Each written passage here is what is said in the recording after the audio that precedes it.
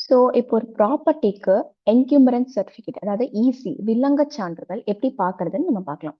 So TN REGINET அப்படிங்கிற போர்ட்டலுக்கு நம்ம போக போகிறோம்.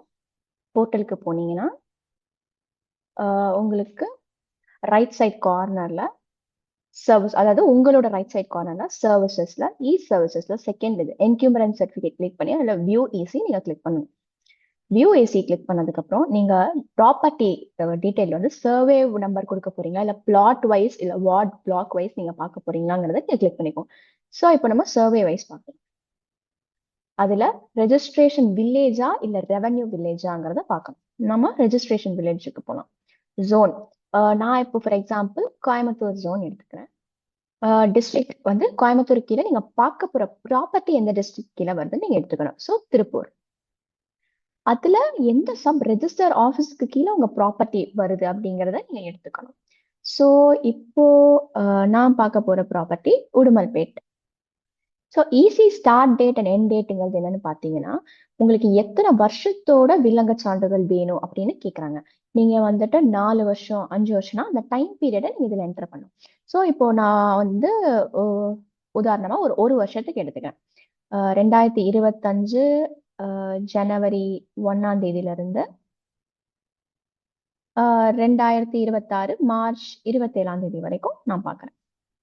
அதுக்கப்புறம் டீடைல்ஸ், ரெஜிஸ்ட்ரேஷன் வில்லேஜ் அப்படிங்கிறது எந்த வில்லேஜ்ல உங்க ப்ராப்பர்ட்டி இருக்கு, எந்த இடத்துல உங்க ப்ராப்பர்ட்டி இருக்கு, இதுல நிறைய கொடுத்துருக்காங்க. அதுல ஆல்பபெட்டிக்கல் ஆர்டர் வைஸ் இருக்கும். அதுல உங்களோட லேண்டு இல்ல உங்களோட ப்ராப்பர்ட்டி எந்த வில்லேஜ்ல வருது அப்படிங்கிற இதை நீங்க கிளிக் பண்ணிக்கோங்க. இப்போ நான் இழுப்பு நகரம்னு கொடுக்குறேன். சர்வே நம்பருங்கிறது உங்க லேண்ட் எந்த நம்பருக்கு கீழே வருது அப்படிங்கறத நீங்க பார்க்கணும். இப்போ உங்களுக்கு இப்போ நான் வந்து உதாரணத்துக்கு ஃபார் எக்ஸாம்பிள் 22 ஆட் பண்றேன். ஏன்னா என்னோட லேண்ட் வந்து 22nd சர்வே நம்பர்ல இருக்கு. அதுலயும் சப்டிவிஷன்ஸ் இருக்கு. 22A, 22B, 22Cன்னு இருக்கு. உங்களுக்கு சப்டிவிஷன் நம்பர் தெரிஞ்சா நீங்க சப்டிவிஷன் நம்பர் என்டர் பண்ணுங்க. ஆனா சப்டிவிஷன் நம்பர் என்டர் பண்ணுங்கிறது மேண்டேட்டரி கிடையாது. அதுக்கப்புறம் ஆட் அப்படிங்கிற காலம்ல நீங்க கொடுக்கணும். ஆட் பண்ணீங்கன்னா உங்க வில்லேஜோட இழுப்பு நகரம்ங்கிற பேரு, சர்வே நம்பர், சப்டிவிஷன் நம்பர் ஒரு கன்ஃபர்மேஷனுக்கு கேட்கும். கேட்டதுக்கு அப்புறம் இப்போ நீங்க இந்த கேப்ஷா இந்த கோடை நீங்க வந்து என்டர் பண்ணணும்.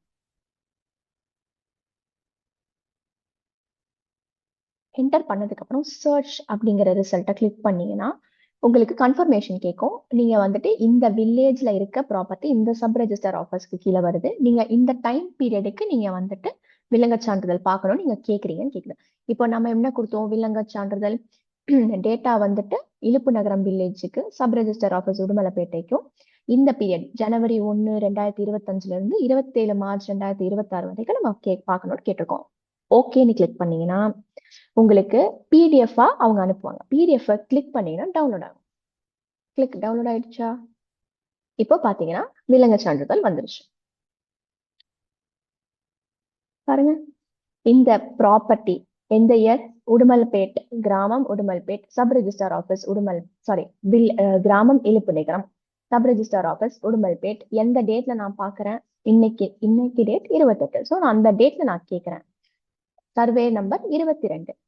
எந்த எந்த டைம் பீரியட், அந்த டைம் பீரியட் ஃப்ரேமும் உங்களுக்கு கொடுத்துருக்காங்க. தேடுதல் காலம் அதே மாதிரி உங்களுக்கு டாக்குமெண்ட் எண் என்ன, ஜோன் எந்த ஜோன்ல வருது, எந்த டிஸ்ட்ரிக்ட், எந்த ரெஜிஸ்ட்ரார் ஆஃபீஸ் அப்படிங்கறதெல்லாம் உங்களுக்கு பிடிஎஃப் ஃபார்ம்ல வந்துடும். இதே நீங்க வந்துட்டு ஈஸியா டவுன்லோட் பண்ணணும் அப்படின்னு நினைச்சீங்கன்னா உங்களுக்கு டிஜிட்டல் சிக்னேச்சர் வச்சு கிரீன் டிஜிட்டலி சைன்டு சிக்னேச்சர் இந்த இடத்துல வரும். அதுக்கு நீங்க பே பண்ணணும். பே பண்ணா மட்டும்தான் டிஜிட்டல் சிக்னேச்சரோட ஈஸியா உங்களால டவுன்லோட் பண்ணிக்க முடியும். ஜஸ்ட் வியூ பண்ணணும்னா இதுதான் ப்ரொசீஜர். இப்ப நம்ம வந்துட்டு ஒரு ப்ராப்பர்ட்டியோட வேல்யூ எவ்வளோ இருக்கு அப்படின்னு நம்ம கண்டுபிடிக்க போறோம். ஸோ அதை கண்டுபிடிக்கிறதுக்கு டிஎன் ரெஜினெட் அப்படிங்கிற வெப்சைட்குள்ள நீங்க போகணும். இங்க பாரு, டிஎன் ரெஜினெட் இப்படி கிளிக் பண்ணி டிஎன் ரெஜினெட் அப்படின்னு கொடுத்தீங்கன்னா இந்த போர்ட்டலுக்குள்ள போகும். இந்த போர்ட்டலுக்குள்ள போயிட்டு சர்வீசஸ்ல கைட்லைன் வேல்யூ அப்படின்னு கிளிக் பண்ணீங்கன்னா உங்களுக்கு பிடபிள்யூடி கால்குலேட்டர் அப்படிங்கிற இது ஓப்பன் ஆகும். அதுல வந்துட்டு உங்க ப்ராப்பர்ட்டி எந்த விதமா இருக்கு, இண்டிபெண்டன்ட் ஹவுஸா, பிளாட்டா, இல்ல வந்து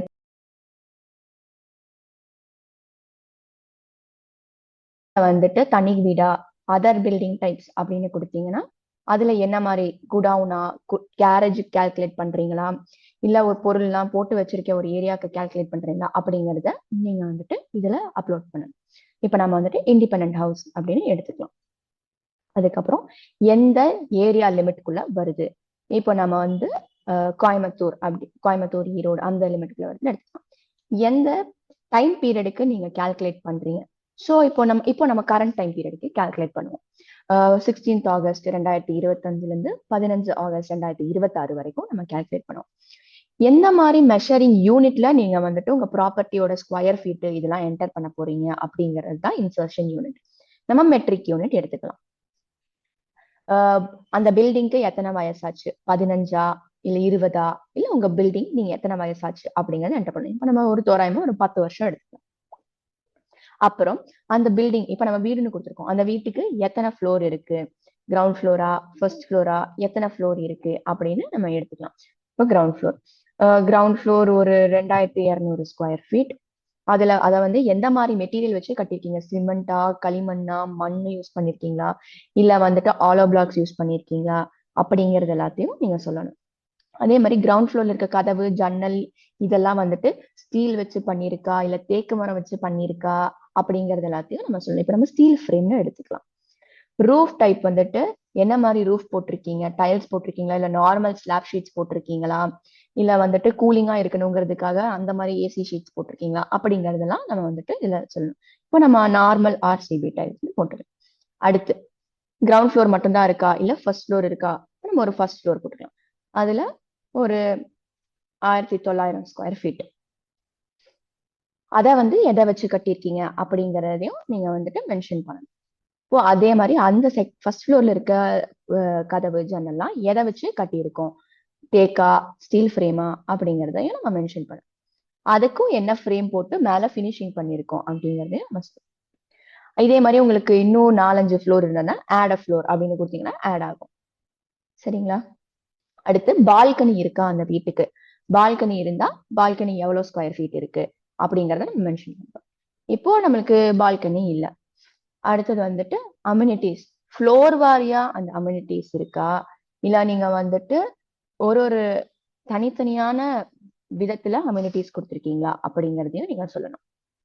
ஃப்ளோர் டைப் வந்து என்ன மாதிரி ஃப்ளோர், கிரானைட் டைல்ஸ் போட்டிருக்கீங்களா, செராமிக் டைல்ஸ் போட்டிருக்கீங்களா, என்ன மாதிரி இதெல்லாம் போட்டிருக்கீங்க அப்படின்னு சொல்லணும். சிமெண்ட் ஃப்ளோரிங்கா, டைல்ஸா, கலர் டைல்ஸா, மார்பிளா, கிரானைட்டா அப்படிங்கறத நம்ம சொல்றோம். இப்போ நம்ம வந்துட்டு நார்மல் சிமெண்ட் செராமிக் டைல்ஸ் எடுத்துக்கலாம். எவ்வளவு ஸ்கொயர் ஃபீட் டைல்ஸ், 10 எத்தனை 10 ஸ்கொயர் ஃபீட் டைல்ஸோட ஸ்கொயர் ஃபீட் நீங்க சொல்லணும்.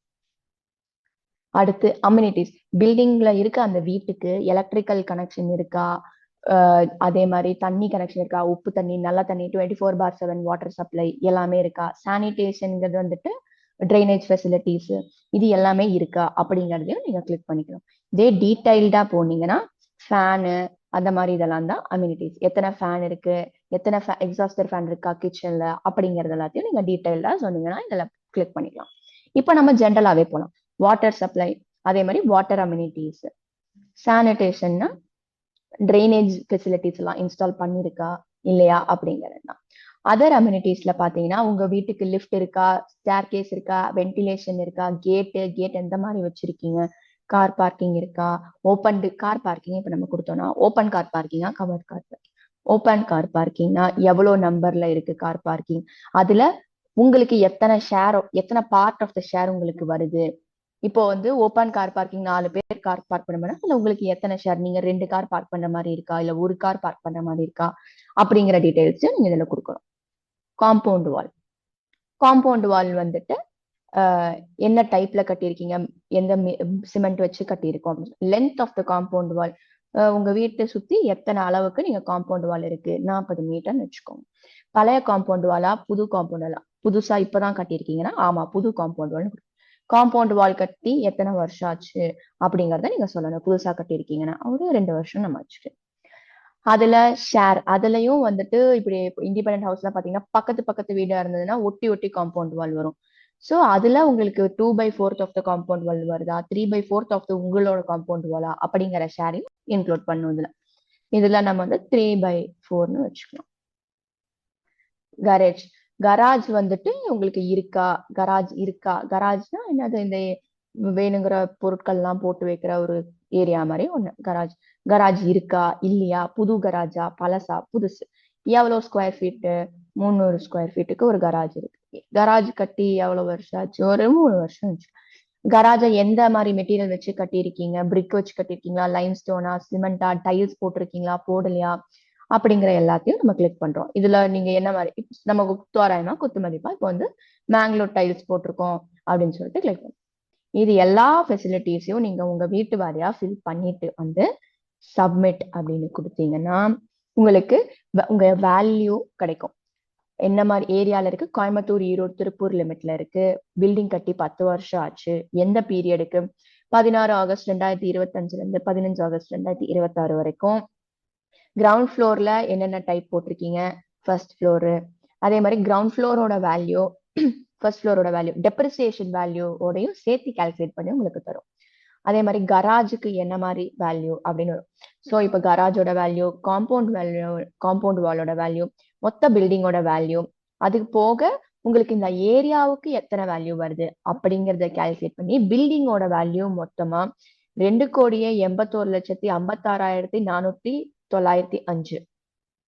அது போக அம்யூனிட்டிஸோட ஃபெசிலிட்டி, எலக்ட்ரிக்கல் இன்ஸ்டலேஷன் போட்டிருக்கோம் 2 ஃப்ளோருக்கு, இன்டர்னல் வாட்டர் சப்ளை இருக்கு 2 ஃப்ளோருக்கு, சானிடேஷன் இருக்கு, அம்யூனிட்டிஸோட வேல்யூ எல்லாம் போட்டு மொத்தம் பில்டிங்கோட வேல்யூ உங்களுக்கு டைல்ஸ், ஃப்ளோரு, அம்யூனிட்டிஸ் எல்லாம் சேர்த்து 3,45,1,706 ரூபா வருது. இதுதான் இப்போ நம்ம ஒரு தோராயமா எடுத்துக்காட்டா போட்ட பில்டிங்கோட வேல்யூ. இதே மாதிரி உங்களோட பில்டிங்கோட வேல்யூ போட்டீங்கன்னா, உங்க பில்டிங்குள்ள Thank you. அம்யூனிட்டிஸ் இதெல்லாம் போட்டீங்கன்னா உங்க பில்டிங்கோட வேல்யூ உங்களுக்கு கிடைக்கும்.